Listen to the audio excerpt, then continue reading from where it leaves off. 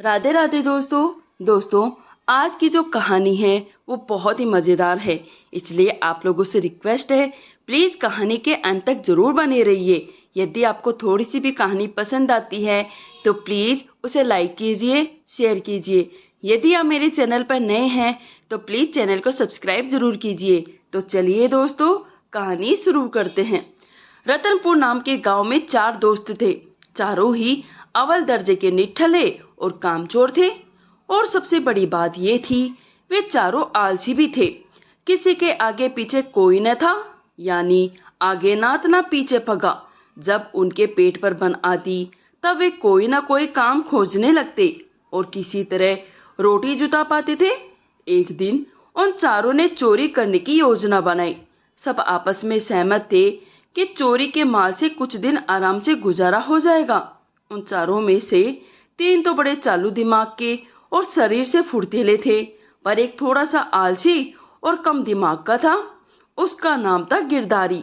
योजना के अनुसार चारों अपनी पहली चोरी के लिए आधी रात को निकले। सबने ये तय कर लिया था कि किसको कब और क्या करना है। उस समय जमाना पुराना था और नई चीजों की सुविधाएं नहीं थी। उन लोगों ने एक मकान में सेंध मारी और भीतर घुसने के लिए जगह बनाने लगे। जगह बनाने में बहुत देर हो रही थी क्योंकि दीवार थोड़ी मजबूत थी।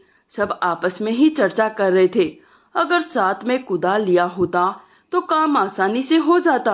अब गिरधारी ने जब इतना सुना तो वह दीवार फाड़कर अंदर गया और सोते हुए लोगों को जगह जगह कर पूछने लगा, भाई एक कुदाल दे दो तो बड़ा आसान होगा।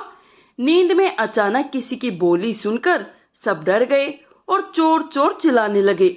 सभी घर वालों ने गिरधारी को पकड़ लिया और दे दनादन उसको पीटना शुरू कर दिया। हल्ला सुनकर बाकी तीनों तो पहले ही भाग गए। गिरधारी बेचारा किसी तरह से अपनी जान बचाकर वहां से निकला।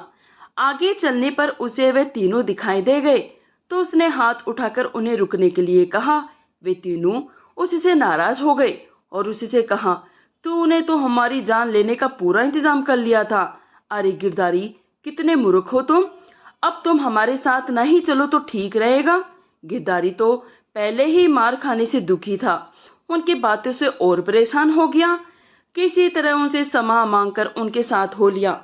आगे चलते हुए वे चर्चा कर रहे थे, अब सेंध मारने वाली जगह पर नहीं जाएंगे, बल्कि किसी पक्के मकान में जाएंगे जहां सिर्फ ताला तोड़ने की ही मेहनत करनी पड़े।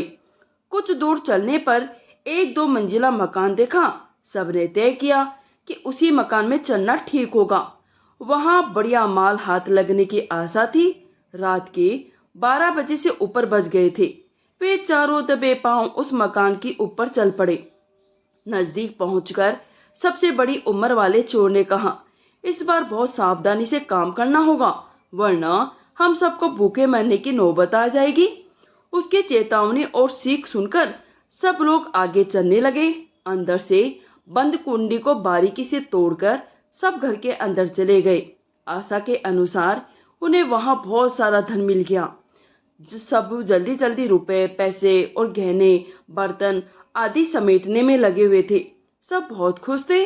बातों ही बातों में एक ने कहा, इतना सामान मिल गया है, हमारे पास रखने के लिए झोला भी नहीं है। गिरधारी ने जब झोले की बात सुनी तो उसने सोचा, अपनी समझदारी दिखाने का यही मौका है।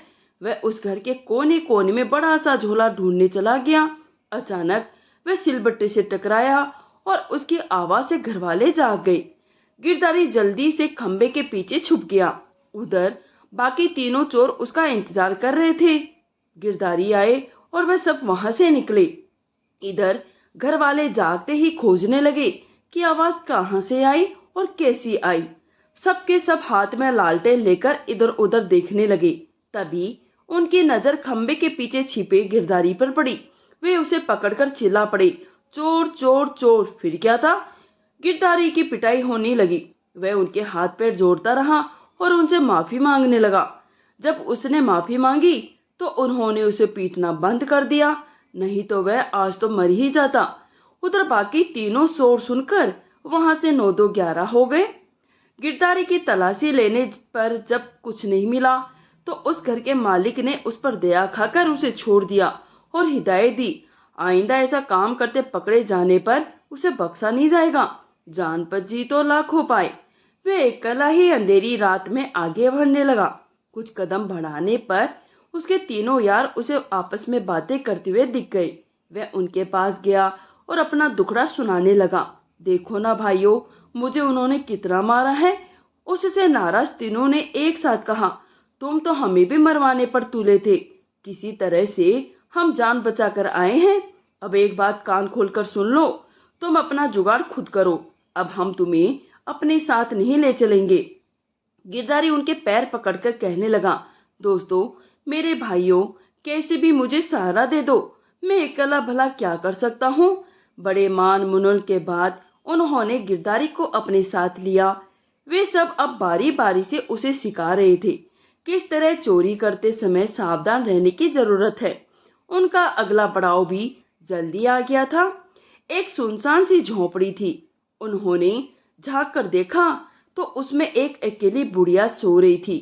चारों ने पहले तो सोचा, इस गरीब बुढ़िया के घर में भला हमें क्या मिलेगा, पर फिर कुछ नहीं तो थोड़ा ही सही को मानकर वे सब उसकी झोपड़ी में चोरी करने घुस गए। जैसे ही वह उस घर में घुसे, उनकी नाक में स्वादिष्ट हलवे की सुगंध भर गई। इधर उधर देखने पर पता चला एक बर्तन में हलवा बना रखा है। भोजन देखकर चारों के मुंह में पानी आ गया। साथ ही लगातार चलने और मेहनत करने से उन्हें भूख भी लग गई थी। सो सबने तय किया कि पहले हम सब लोग हलवा खाएंगे। सब हलवा खाने के लिए बैठ गए तो गिरधारी बोला, लगता है बुढ़िया भूखी ही सो गई। जब हम सब उसकी सारी हलवा खा जाएंगे तो उसके लिए तो कुछ भी नहीं बचेगा। जागने पर वह कितनी दुखी होगी। क्यों ना उसके मुंह में भी थोड़ी सी हलवा डाल दिया जाए। अब वह उठा और एक चम्मच हलवा लेकर बुढ़िया की तरफ बढ़ने लगा। तीनों जोर से चिल्लाए, अरे ये क्या कर रहा है मूर्ख, मूर्ख, बुढ़िया जग जाएगी। पर जब तक वह उसको बोलते या रोकते, तब तक तो गिरधारी बुढ़िया के मुंह में हलवा डाल चुका था। हलवा गर्म था, सो बुढ़िया का मुंह जल गया। बुढ़िया हाय राम कहती हुई उठकर बैठ गई। उसे जागते देखकर सब इधर उधर छिप गए। गिरधारी एक छज्जे पर छिप गया। छज्जा मतलब छत पर छिप गया। बुढ़िया स्वयं से बोलने लगी, ना जाने मेरे मुंह में किसने जलती हुई हलवा डाल दिया, यहाँ तो कोई दिख भी नहीं रहा। उसके जोर जोर से बोलने के कारण दो उसके पड़ोसी भी उसके यहाँ आ गए। उन्होंने बुढ़िया के बोलने का कारण पूछा तो बुढ़िया ने कहा, मैंने अपने लिए हलवा बनाया था और बहुत ही ज्यादा गर्म था, सो मैंने सोचा एक झपकी ले लूं। जब तक हलवा ठंडा हो जाएगा मैं एक झपकी ले लूंगी और उठकर हलवा खा लूंगी। पर पता नहीं किसने मेरे मुंह में वह जलता हुआ हलवा डाल दिया। देखो मेरा मुंह भी जल गया, पर यहाँ कोई दिख भी नहीं रहा। सबने खोजा पर कोई नहीं मिला। फिर बुढ़िया ने भगवान को ध्यान में रखकर कहा, मेरे मुंह में खीर किसने डाली, अब तो ये ऊपर वाला भगवान ही जाने, गिरधारी ही जाने। छज्जे पर छुपे हुए गिरधारी ने समझा कि बुढ़िया तो उसी का नाम ले रही है। अब तो गिरधारी को बड़ा गुस्सा आया। वह वहीं से बोल पड़ा, क्यों, गिरधारी ही क्यों जाने, जो चक्की के पीछे छिपा है, अनाज की कोटी के पीछे छिपा है, और वह जो बरामदे में खंबे के पीछे छिपा है वह क्यों ना जाने, सब गिरधारी ही जाने। सबने गिरधारी को छज्जे के नीचे से उतारा और पीटना शुरू कर दिया। उसके पीटने की आवाज सुनते ही वे तीनों जहां जहां छुपे थे वहां से निकलकर दीवार फाड़कर भाग गए। गिरधारी अपनी मूर्खता के कारण फिर से पिट गया।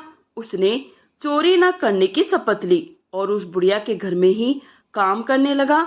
उधर उसके तीनों मित्रों ने भी चोरी छोड़ दी और मेहनत मजदूरी करके अपना गुजारा करने लगे। सो दोस्तों, आज की हमारी कहानी यही समाप्त होती है। आज की कहानी कैसी लगी प्लीज कमेंट करके जरूर बताएं। कहानी थोड़ी सी भी अच्छी लगी हो तो एक लाइक जरूर कर दे। यदि आप मेरे चैनल पर पहली बार आए हैं तो प्लीज चैनल को सब्सक्राइब जरूर करें। कहानी सुनने के लिए आप सभी का धन्यवाद दोस्तों।